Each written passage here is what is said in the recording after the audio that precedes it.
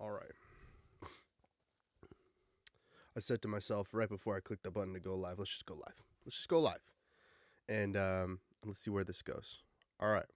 So, back to using Restream once again to make these broadcasts happen. And so what we're going to be talking about in this live stream is going to be mostly creator economy stuff. Okay. So we are going to talk about platforms. We'll be talking about the main ones that I'm live on now, which are going to be that LinkedIn, where I do the majority of my networking and connecting and everything on LinkedIn, business, B2B stuff. And then we're going to be talking about creator work. So like YouTube, Twitch, Trovo, and all of the other places. I want to help you by telling you about my story. So, and things that I've done in order to get to where I'm at today.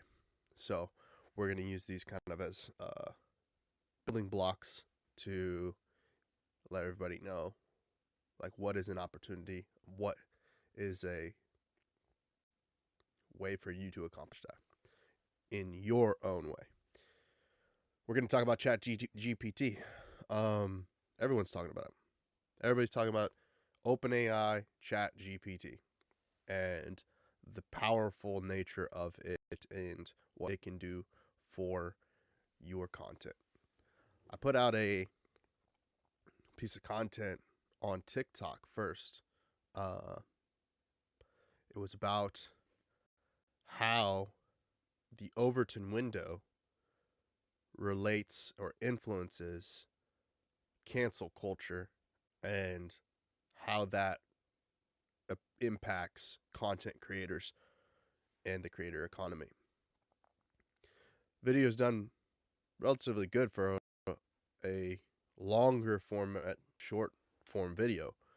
I think it's around 6 minutes or something like that. And it's getting the same amount of views and engagement that all my other videos get. And I'm really appreciative of all of that and all the participation that is happening there. I did just sign up for Twitter Blue, and the reason why I did that was because of the fact that new features are open to Twitter Blue users first. So one of those features that I just signed up for in order to help us in the esports industry, gaming and esports industry, is communities. And I figured I was allowed to create my own community. I don't know if that's because I have Twitter Blue or not, or just because a feature showed up on my app. But I was able to create the Esports Business Network Twitter community, and I'd like to show you that right now, so that we can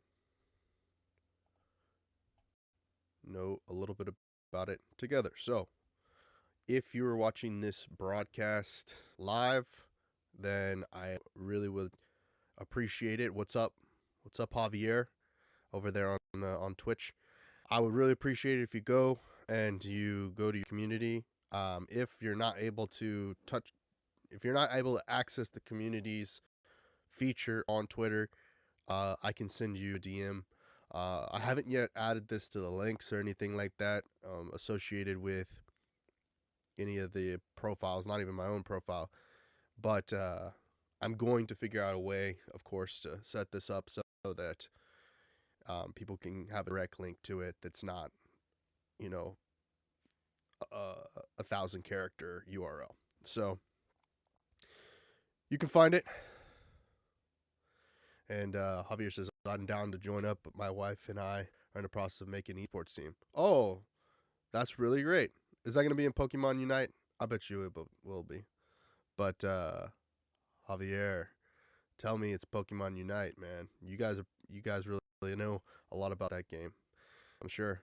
Multiple games. All right. Well, if there's any way that I can help you guys, definitely I want to provide those resources and those connections in order for y'all to be successful in starting that esports team and all of that. So this is the resource that I'm trying to build now. I've got a pinned tweet there that, like I said, I'm not a big Twitter head or like a Twitter user or know a lot about Twitter, but I've built the Facebook group to about 1,000 members, and I've got the LinkedIn group up to a couple hundred. But let's work on building a community over on Twitter as well, bringing everybody together and helping each other by sharing our knowledge and our experience in the space and what we know the best and whatnot. For sure. All right, man, Javier. I want to get in touch with you, so I'll DM you after this so I can learn more about what you got going on with Pokemon Unite and everything else that you got going on over there. I just want to basically with this stream, I always like to just shoot the content out, and then afterward we clip it up and we put it on TikTok and put it on all the other platforms so that we can promote what's going on. It also comes out as a podcast if you follow the podcast on the Anchor or Spotify or wherever you listen to podcasts. It's out there.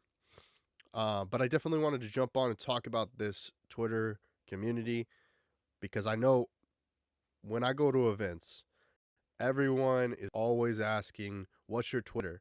And I don't know why that is. I don't know why it's more Twitter focused than Twitch or YouTube or any other platform. I think people just generally use Twitter as a way to communicate, and they use the DM feature on Twitter to send messages back and forth. I don't even hear people ask for Snapchat or Instagram anymore. I always hear Twitter. And so with Elon at the helm and with Twitter Blue and all these big changes, I think that I think there's a lot of opportunity for people to join communities like the Esports Business Network and then find valuable resources for them to improve their lives on a personal or professional level. As it relates to the Esports Business Network, it's going to be that professional component. And so I do hope that you have the time to join the Esports Business Network on Twitter. So here we go. I'm going to back out of that, step away from all of that. And now I just want to talk about creator economy. So over the past couple of weeks, I've been working really closely with PartnerStack, which is a platform that is both a marketplace for partners and a platform for affiliates to be managed by brands, and it does a variety of different things that can integrate into your e-commerce, your SaaS products, you name it. It has the option to do that. And you can go and check that out by going to partnerstack.trentknox.com to check that out. And I think I can just put the URL up real quick. Let's see. I'm going to put that up on the ticker so that you guys can see that in the broadcast.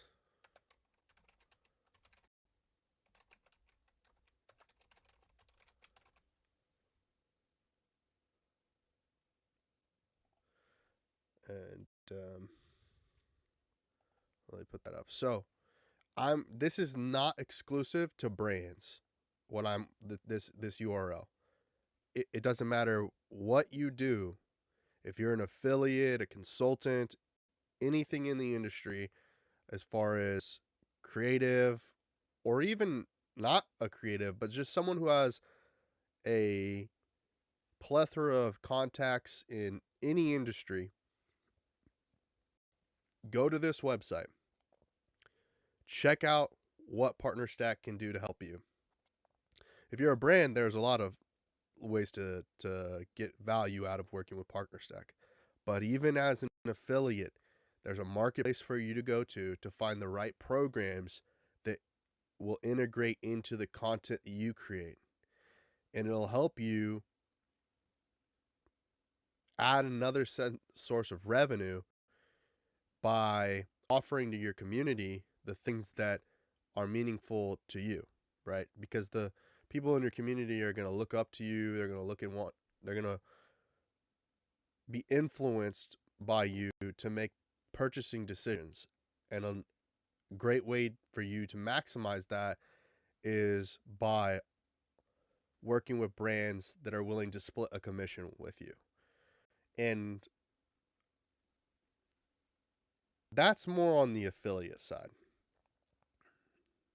On the more partnership side, there's components such as sponsorship and let's call it spiffs.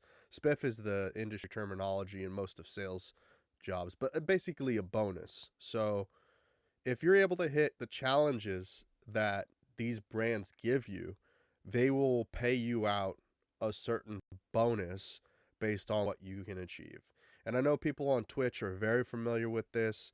And so like when I talk about opportunities opportunities like this, I feel people are very familiar with it on Twitch because Twitch is very gamified, you know. And so when you go to your dashboard, you see that these milestones that you're hitting equate to how successful you are, how successful you are becoming on the platform.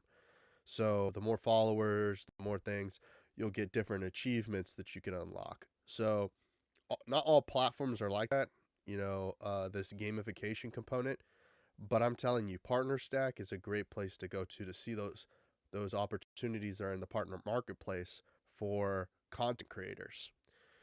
Another thing that I highly suggest is that as a content creator, you're purchasing products, you're buying things, reaching out to the people that you're buying the product from, potentially negotiating a partnership / sponsorship with them to promote their products.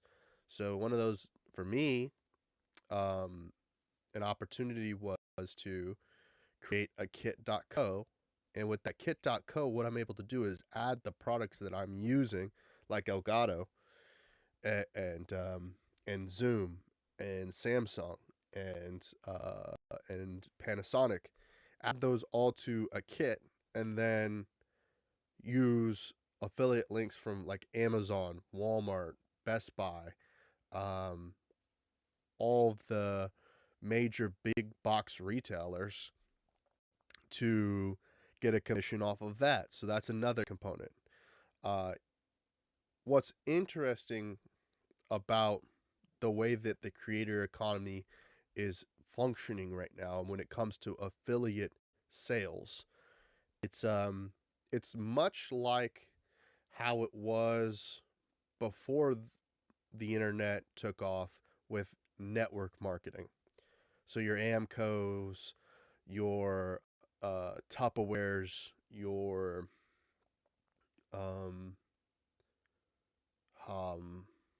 I am drawing a blank on a third example, but just multi-level marketing in a way, outside of the fact that pretty much everyone's on the same level in the affiliate marketing space, because a lot of brands don't have tiered systems to where they offer a higher commission or even a spiff or a bonus or any form of additional revenue when it relates to the products that they sell. So it's usually like a 15%, kickback when an audience member or viewer or follower purchases the products that you get on Amazon, they get on Amazon or Best Buy or something like that. So, but it's a great way to get a little bit of extra revenue coming in from a different source. So I suggest getting a kit.co, finding everything around the house, you name it, everything, scan everything, and organize it, put it into a package, name the package, give it a title, go to ChatGPT, get the right SEO language to put onto that kit, like in the description, talking about what the value is and what the benefits are from this by purchasing the products in this kit, then take that, make a piece of content like a TikTok or a Snapchat or a story on Instagram or whatever it is. Put the link in the video and in the description, and then shoot it out on social media to promote that you're doing that. People are not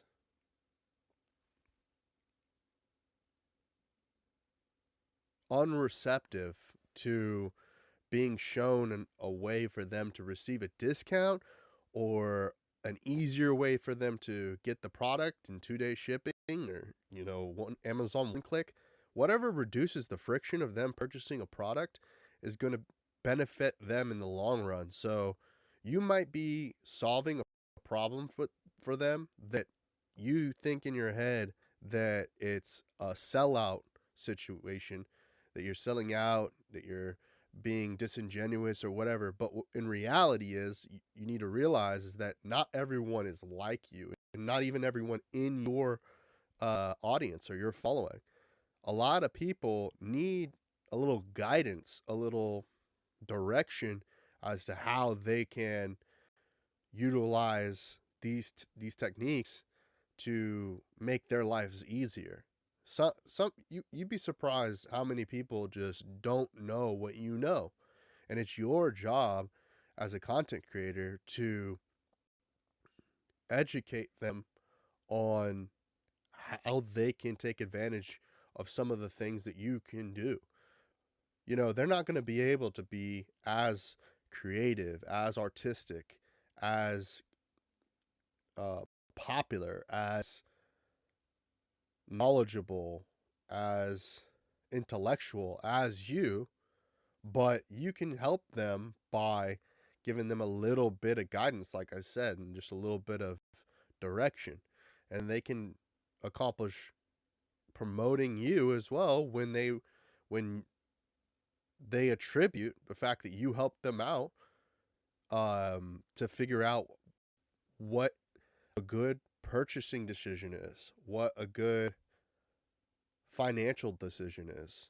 And simply enough, right now, by saying that a way for them to save money is by choosing to go through your sales channels versus going through the traditional methods of purchase, whether that be driving to the store or paying someone that calls them on the phone or through an email or whatever, what have you.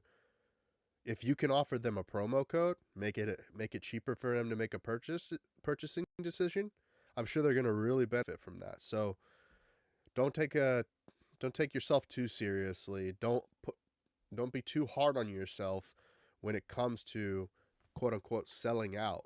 You can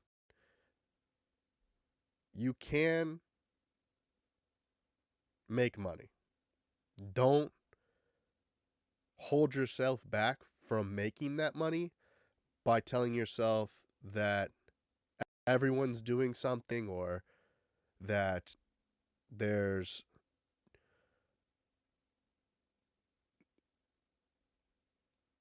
that somehow that what you're going to do is going to be taking advantage of someone, because you don't know their situation. And the only way to get to know their situation is by seeing what is what people need out in the culture of the platform that you're creating content on, whether that be Twitch, TikTok, Twitter, YouTube, Facebook, etc. And I say that mostly because the whole cancel culture component is more associated with Twitter.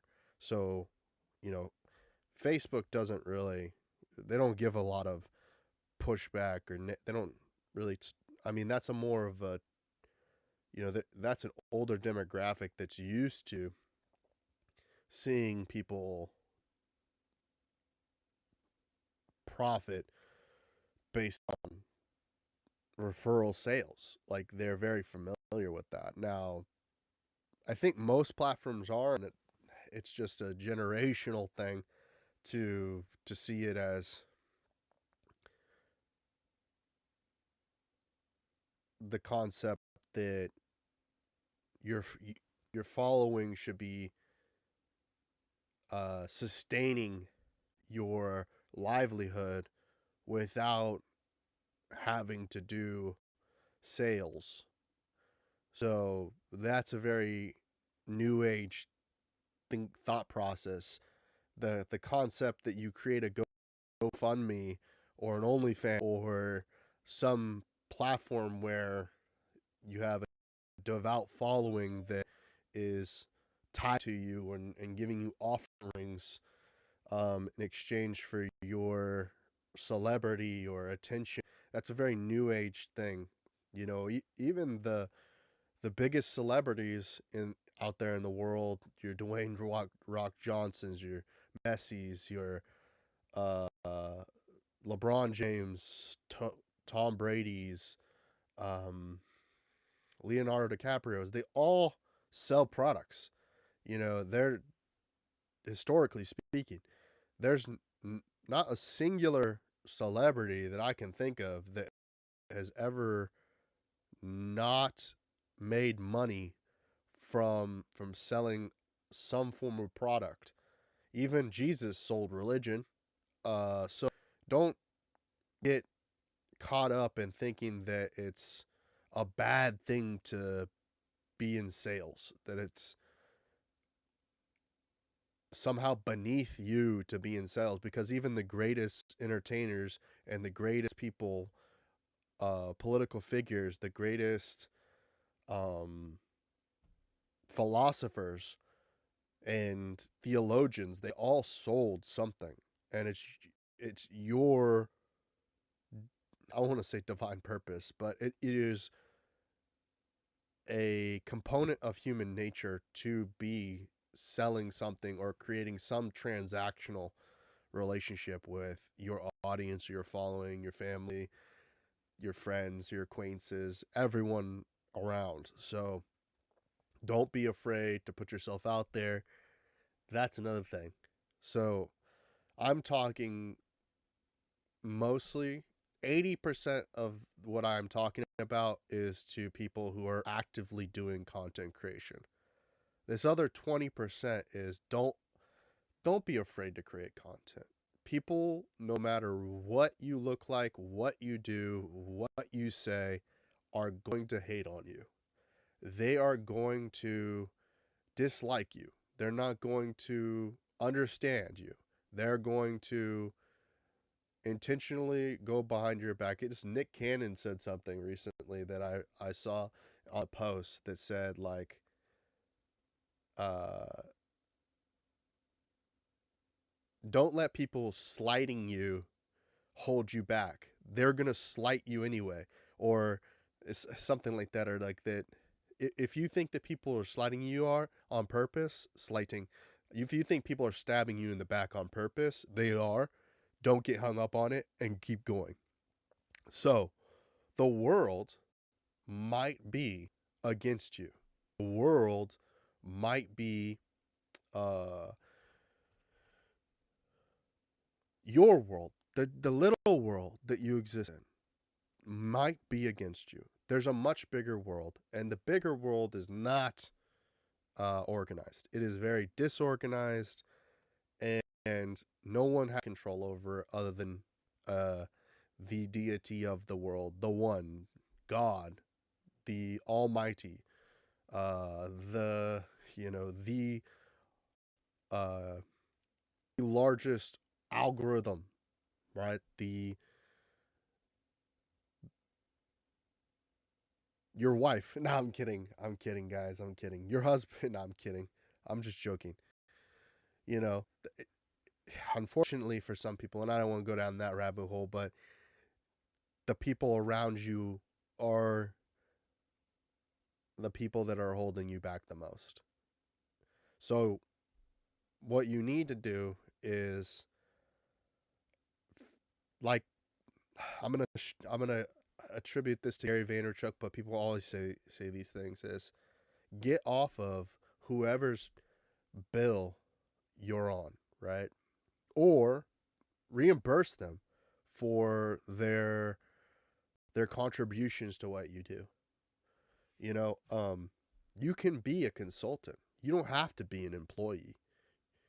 I know that's really scary, right? That's really scary for a lot of people, to not have mommy and daddy around, whether that be the company that you work for, which replaces mommy and daddy, or the the government being your mommy and daddy.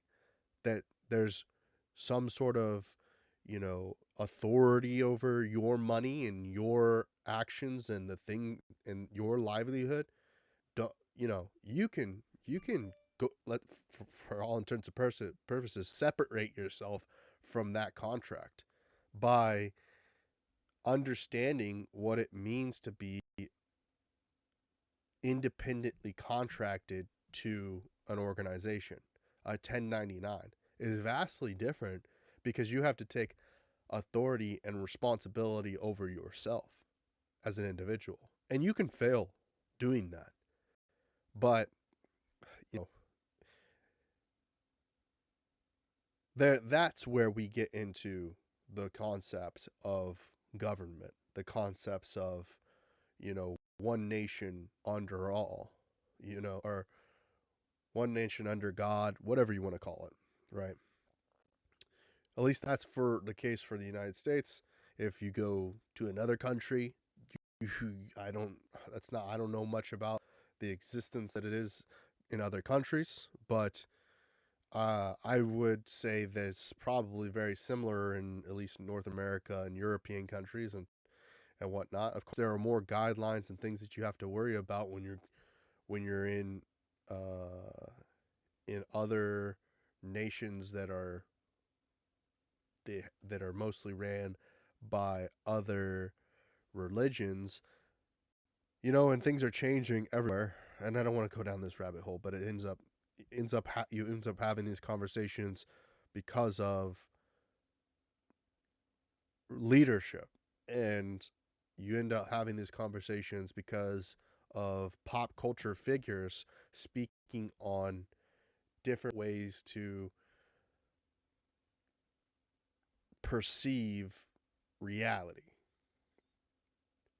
And so, as a individual, as a someone, a participant in society, you're thinking, what is the right thing to do? What is the wrong thing to do? And how do you do what is neither perceived right or wrong, but neutral? That's that's ideally where you want to be when we're talking about 20%. When we're talking about the 80% component, you want to be driven, you want to be in drive, you want to be somewhere in between third and fourth gear at all times, because you need to be constantly moving, constantly creating content, constantly in the conversation as it relates to the creator economy. You cannot go. There's so many examples of people who quit creating content that no longer are in the cultural zeitgeist, are even in the conversation. One of those is someone like, someone who's been at the very top and hasn't been talked about in a while, has kind of gotten a little bit of buzz in different areas. And maybe that's it. They don't want to be, mega celebrities. It's like a Dane Cook, or like even a Paris Hilton. Like, they're kind of just obscure celebrities these days. They're not fighting for attention in the same way that they were in the past. And there are so many others. Those are two massive ones that were massive celebrities when I was growing up, and even today, like in the Zoomer generation, there has to be people who've already fallen off, like that made massive celebrity. I haven't heard much about the Amelios, like the TikTok dancing girls and family and all that. Like they're not showing up on the YouTube algorithm. They're not in the TikTok. Like who's getting like what happened? Like they were on the trajectory to be at the same level as like a Kardashian family. Like just needed like they needed to be in the they needed some sort of platform to take them to that level like E Hollywood did or and Bravo did for the Kardashians, TLC or whatever the case may be, whatever. I don't even know. That's something a Hulu. I guess it's Hulu today, like what Hulu does for traditional terrestrial television type things, legacy media. So in this creator economy, like, and I guess now we have to talk about ChatGPT and OpenAI. My friend Knives Monroe and I were having a conversation, and he put it so eloquently. And I'm not gonna, I'm gonna butcher what he said, but basically, the content game has been solved. There's nothing that you can create on your own that is going to be all that unique. Because if you can go to an I know, Javier saying in here, AI is scary. It really is. It truly is. And at this stage, like we're just one step away. And I was telling Knives this in conversation that when you can type out exactly what you want in a picture, and when you type that picture, it looks exactly how you want it, and it's not like somehow artifact or something looks weird in the photo. Like it's actually able to like write out a billboard or design a LinkedIn a LinkedIn banner or your or Twitch overlays, perfect Twitch overlays for your channel, and you give them exactly the dimensions and everything that you want, and it just makes it. Like when we get to that level, it's going to be insane, because then advertisers, sponsors, the things that we're talking about in creator economy, the brands will have they can go, oh my gosh, they will be able to go directly into your broadcast, use computer vision and natural language processing to scan your broadcast like the one I'm doing right now, find where the white space is anywhere in this direction right here, and serve an advertisement that's the perfect size, with the perfect text, with the perfect colors, with the perfect everything, and it just exists. It exists, and it's trackable, and the you get paid on the impressions, and it's so efficiency. Well, that's the one thing, Javier, when you say the AI is making music, it's crazy. Like the fact that,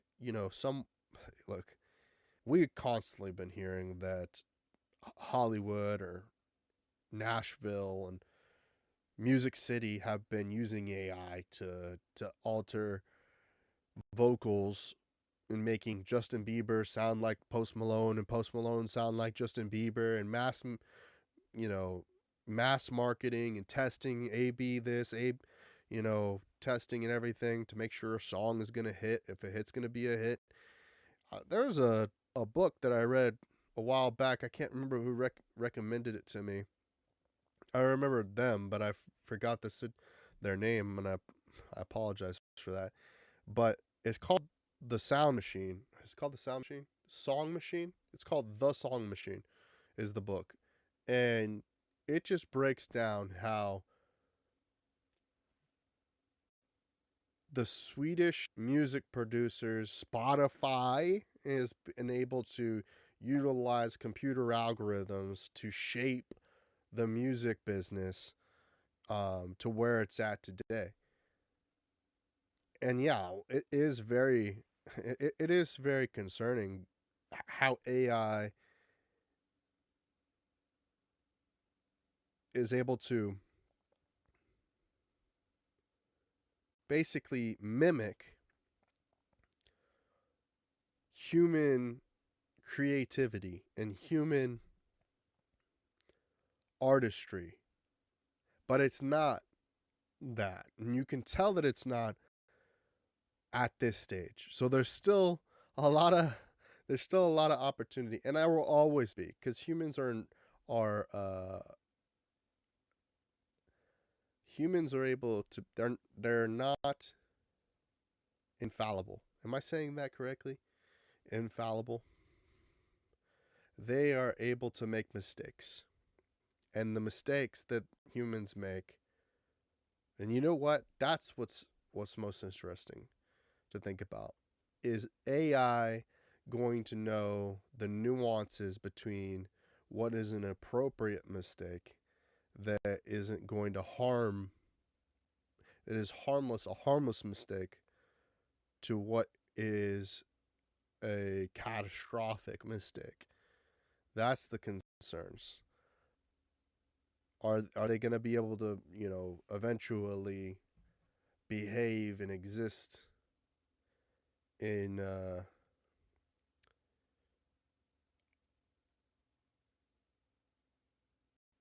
in sequence? That's not the word I'm looking for, but I'll use it, with human creativity and artistry.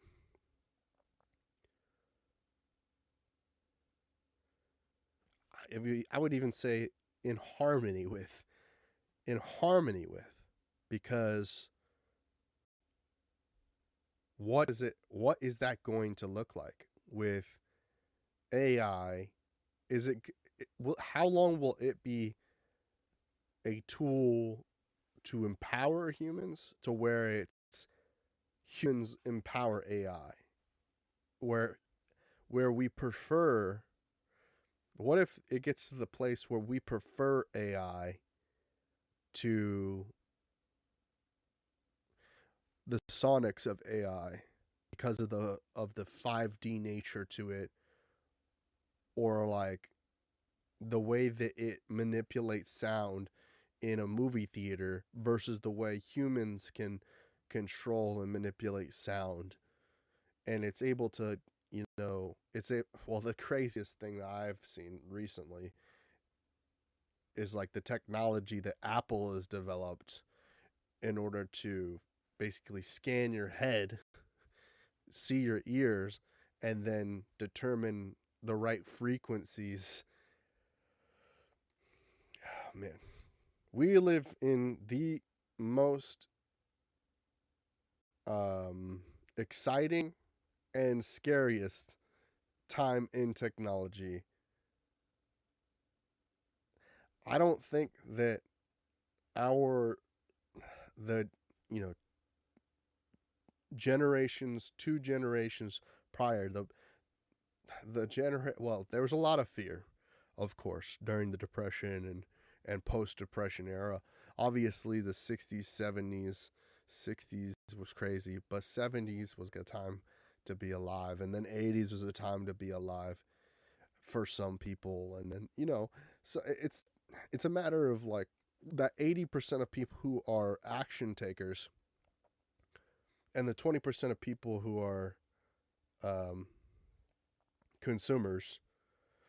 Like the 20% of consumers, how are they being represented, and how are they feeling about technology?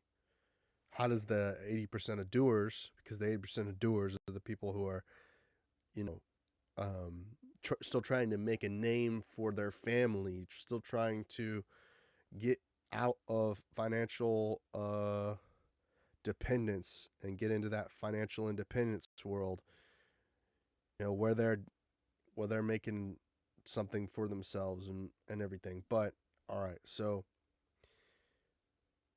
it's going to be the case where we can't really necessarily fully trust technology to be the be our to be good and that it's perfect, and that it's not going to have the fear of the whole robots taking over the world, AI, Matrix, bad world type thing, versus the the Jetsons, like the very family friendly, non dystopian, utopia, harmoniously living with AI and robots and those things. Some people will have that experience. Others will have the chaos. And there's chaos now because all of that's being, you know, determined, like how you fit into how generations, not necessarily individuals, but how generations fit into the future. You know, there's movies like 2012, right? So, the Mayan calendar, all of those things that happened in the past where people were scared of the, conspiracies and everything like that. But the ark, when they were going to get into the ark and then do whatever, float off or shoot into the sky, or whatever they were going to do, right? Whatever their existence looked like. How does an individual or a generation, what is their social standing? Where's their place in reality? Both how they came to terms with their beliefs, and those beliefs, and how they are able to put them and structure them and package them and put them in the right box to be then shipped out and then packaged and thrown away and then brought back through recycling, and all of these different things that we're constantly talking about out there in the world, right? So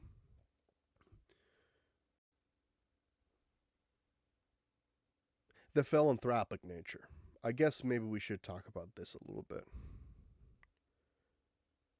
A component of what content creators do and in the creator economy is, what do we do to give back?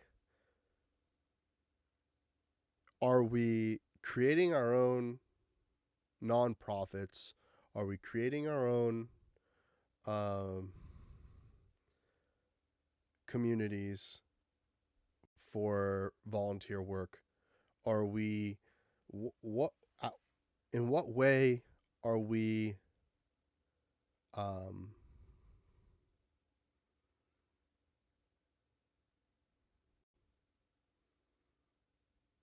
going to say sacrificing. In what way are we sacrificing for the greater good?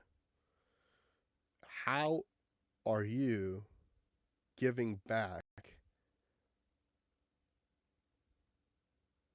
that 20% of what you have accumulated? Whether that be time, by being financially stable and financially free, financial freedom, or it be that you have accumulated things that don't need to go to waste, that can be reused or recycled,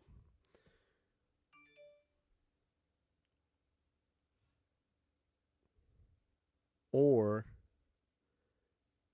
you have an idea as to how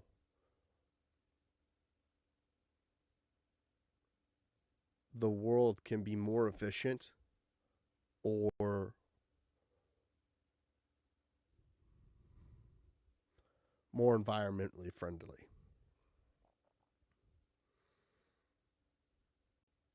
And those contributions often come in the form for content creators as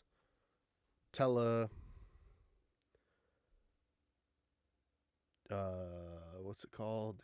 Telethons, streamathons,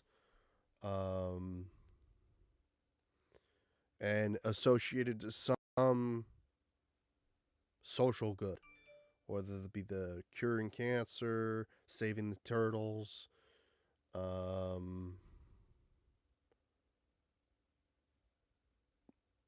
feeding the starving pygmies in New Guinea, any of those things, anything like that, to be honest. There's some form of that you have to give back, and sometimes you're the person who needs the resources, so you have to be present. Closed mouths don't get fed, is what they say. Open hands are, if you have open hands, you can receive a handout. If you have closed hands and a closed mouth and you have your eyes closed, and if you're just sitting there vegetating away, you're not participating, you're not a part of society, you will, without participation, eventually cease to exist and be written out of the history books. You will not have any representation in the census of the world when the world comes to an end. It just won't be the case. Though you may exist in an afterlife, that's a totally different reality. That is not the one that we presently exist in, and that will not be where your the generations after you will remember your name. I'm going to switch this over real quick, just to Streamlabs real quick. Content creators who are not live streaming and do not have a live streaming component of their business, go to streamlabs.trentknox.com. Learn about live streaming. Learn how you can implement a live streaming strategy in your business. Once you've implemented a live streaming strategy in your business, learn about programmatic sponsorships. Going to https://upify.trentknox.com. Learn about how you can utilize brands to add sponsorships to your broadcast today. I'm talking about things that are a long ways down the future when I talk about computer vision and natural language processing and AI and technology and how that's going to implement. But today, what is available and the opportunities and the ways to automate adding the revenue and income stream of live broadcast. Streamlabs, that's where you start. Upify is where you continue.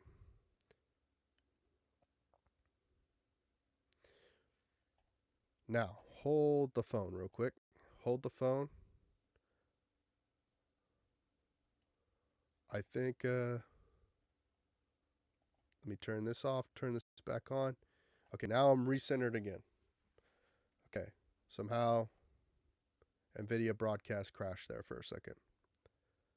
Okay, we're back. Now, if you're not using live streaming in your business model, do that by going to Streamlabs and Upify. After you've done that, that's when I want you to go and figure out how to use referral programs. Referral programs are another way to monetize your audience. Go to links.trentknox.com and start browsing those links. Start learning what you can do to be a consultant, to be a referral partner, to be a sponsorship partner, to be a brand partner, an influencer marketing partner. Figure out what these terms mean, and then figure out how you can get legal support to back up the things that you're trying to do with your brand. Those are the steps that you need to be concerned about. Now, the business component of it, such as branding, licensing, banking, financing, all of that also is included in these links. And if you need legal help, this is not legal advice or business advice, but it is business experience from what I've done. And I'm not saying do exactly as I do, but these are things that you can learn from. You can do them step by step if you follow along and do it better than I did it. You can do better than me. That's a plain fact, because I've done everything wrong. I have done business completely wrong, from not having a nest egg to start business, by not understanding what financing is available to me, by over-financing things, by under-financing things, by lacking the network effect of association with people when entering into a experiential marketing opportunity. Let's see. I can go on and on about ways that I made mistakes, and that where I'm at today and the things that I have accumulated on my links are examples of ways that I fixed those things that I did wrong before. And I've figured out ways to use free and paid tools to accommodate those failures, right? So, oh man, I'm just giving away so much free game here. I was thinking about this earlier. You have to understand the rules to understand the game.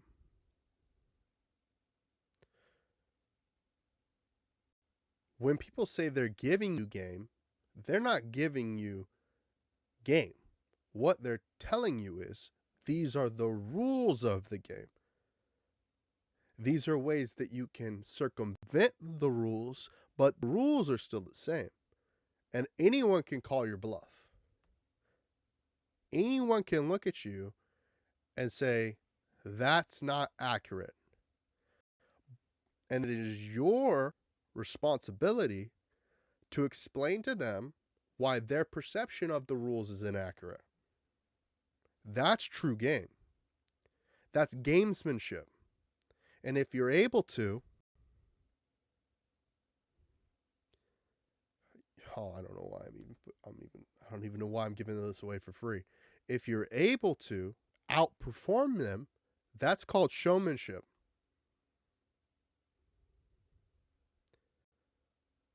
People will lose their